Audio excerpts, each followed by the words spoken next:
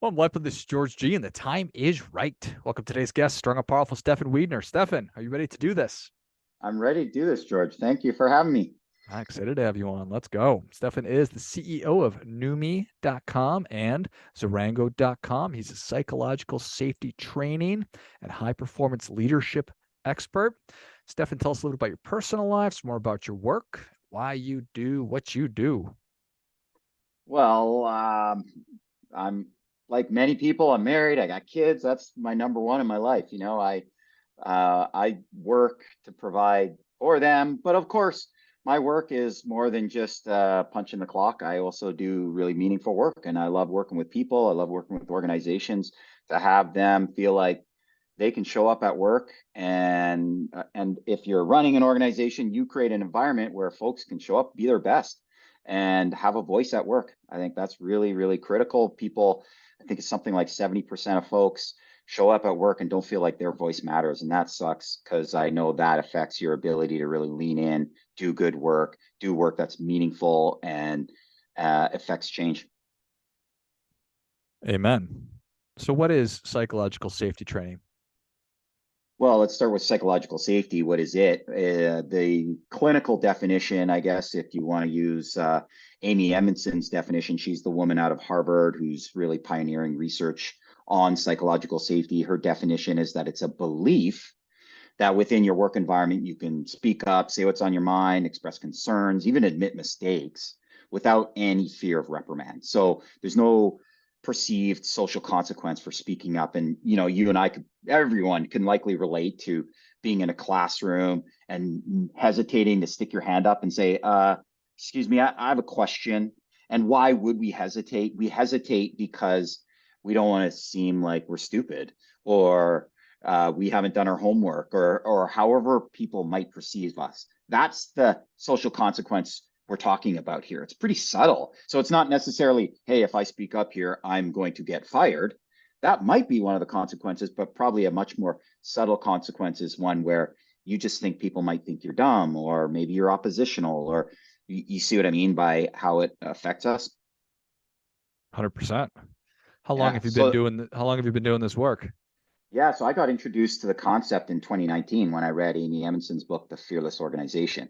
And I've really jumped in ever since then. And I mean, yeah, I guess I learned about the concept psychological safety at that time. However, I was likely doing work in and around that already, right? Trying to create environments where people could thrive and be excited to show up at work. And when I got that definition and read the book, it really kind of crystallized a lot of the work that we'd been doing up until that point. What I realized up until that point, we were doing a lot of coaching, a lot of one-on-one coaching for senior leaders and middle managers and various people within an organization. And almost every time those leaders were trying to learn how to delegate better or have better executive presence or, whatever words we use to describe it, ultimately what they are trying to do is be a better manager, foster more teamwork within their work environment.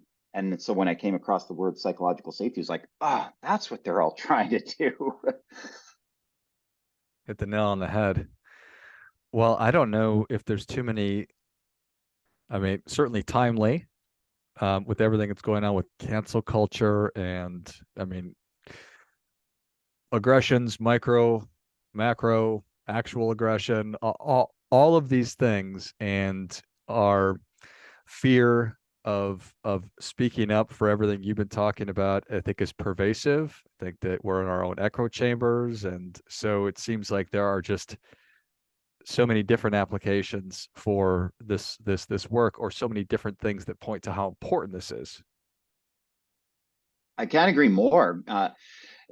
Every major headline you read in the news likely has some connection to psychological safety, right? Whether it's Elon Musk firing people at Twitter to tensions between countries that are at war, like, and everything else. I think psychological safety touches all of us all the time, even when we're not necessarily aware of it. And you do work all over the world, North America. Our work is predominantly in English-speaking countries and mostly in North America, but we do some work in the UK, in India, in Australia. So it varies, but again, most of it, 80% is in North America. So as you are talking with would be with prospective clients, or you're talking to your existing clients, are they just are do people recognize the timeliness of this, that they feel like many of us feel like we're walking on eggshells and that this is necessary? I think so, absolutely. A lot of people are familiar with the concept, but not necessarily the name of it, the label of it. And so a lot of organizations will talk about, say, trust, or they'll talk about trying to be or being an anti-racist organization. These are some of the words and language that I'm hearing in the workplace. Um, but I think what happened with COVID is that we had this increasing or this huge volume of people who were suddenly working from home, and that created a massive blur between what used to be two separate concepts, work life and home life. And they just became totally blurred. And we started to also recognize the value in the need for mental health, because so many people were stuck in a 400 square foot apartment, navel gazing all bloody day and couldn't leave. So mental health became a massive concern. And so I think a lot of organizations are starting to wake up. Well, they woke up, they really started to realize that we need to have some really important conversations that in the past we would have considered taboo or not appropriate for the workplace. Is your work, for lack of a better term, agnostic? Are I don't I My guess is that you are not advocating for one thing over another. You're not saying, well, we all better put masks on, or we nobody should wear a mask. It's let's have the ability to express our opinions, whatever they might be. I think that's a good way of putting it, George. Yeah, I would say our perspective is to be agnostic. What we recognize is that there's always multiple perspectives on any particular issue. And what's important is that those perspectives are heard and understood and appreciated. So, what we see in the workplace is that many managers or leaders are concerned that by giving or expressing curiosity around the opposing point of view, that we have to somehow agree with it. And that's not necessarily what we're advocating for here. We're advocating for that open dialogue so that everyone feels like they can express their perspective, so that there's mutual understanding, not necessarily mutual agreement. That's certainly a really, really important thing right there. Mutual understanding. We're not striving for everybody to think the same thing, because that would suck. That would suck. That is not the end goal. Yeah. Yeah, we So want to maintain diversity, right? We want to maintain diversity of thought and opinion, and be able to coexist with multiple different perspectives, not always necessarily agreeing. so how does it start? I imagine it starts that the leader of the organization or the C-suite, whoever's running the show, creating the vision, creating the agenda, needs to be on board with this. That I would say is that's the ideal scenario, that you have someone like the CEO really owning the project, right, and being able to put some funds behind it and model the behaviors that they want to see, etc. So that's an ideal scenario, and I would say that especially for listeners who are not at the C-suite, right, that your middle manager or even frontline worker or wherever you exist within the organization, I have also seen success where it starts organically some other origin within the organization. It doesn't have to be at the top, because there are lots of what we call internally as like rogue managers who they just want the best for themselves and their team, and are willing to um, create an environment of psychological safety within their team, and then defend that team or stand up for that team externally to the rest of the organization. And ideally, when you can start to create pockets of psychological safety, it will spread organically throughout the organization. I think of psychological safety as closely relating to culture. And culture is often perceived as this like large amorphous thing that you know it's there and yet you can't necessarily touch it or feel it and change it all that easily. So I think of culture as like your weather system. So imagine a map of the United States or North America, and across that large geographic space, you're going to have pockets of hot weather and rain and sun and all the different weather systems occurring at the same time, but in different areas. And I see psychological safety as like the climate in a particular city or state or region versus culture, which is the entire weather system. And so what we can try to do is affect the local temperature, like the temperature in your team. And that's where you start. So start there and go out ideally organically from there, where suddenly other teams are going to go, look at what those folks are doing. Maybe we can do some of that ourselves. That makes a ton of sense. It'd be great if an organization with 100,000 employees, just the CEO said we're doing this, and it just naturally just went down to all of them, but more. But it's certainly possible that within each unit of business or within each region that you could do what you just described. So I think that using culture as a weather is it's a great sort of analogy or metaphor. I think what you want to look for in that particular situation, just to sort of sum it up, is look for those ambassadors, like the psychological safety ambassadors. And they could be managers, they could be in HR, who knows where they are, but there's likely to be some people who are like, I think that's awesome. I want to be a champion for that initiative, and give them the resources and the time to be able to invest in embracing that concept internally and see how it unfolds naturally, as opposed to stuffing it down, right? Like trying to impose it from the top down. So what is a perfect scenario? We need training. So I need competency on how to do this. Is it also structure of different meetings? Kind of walk me through that. Well, I would say that there's no like single formula, George. It's not like you can go out and buy a psychological safety and now you have it. First of all, it changes like a weather system, right? One day it might be sunny and warm, but guess what? You wake up the next morning and there's a bit of a chill in the air because of something that someone said. So it's an amorphous thing, and I would say that in order to foster psychological safety, first thing you need to do is tune into it and make it a priority. And then secondly, I think you want to look at systemic change. So you want to look at everything from, the meetings you conduct or to your compensation policies, because you might have compensation structures and bonus structures that are really counterproductive when it comes to psychological safety.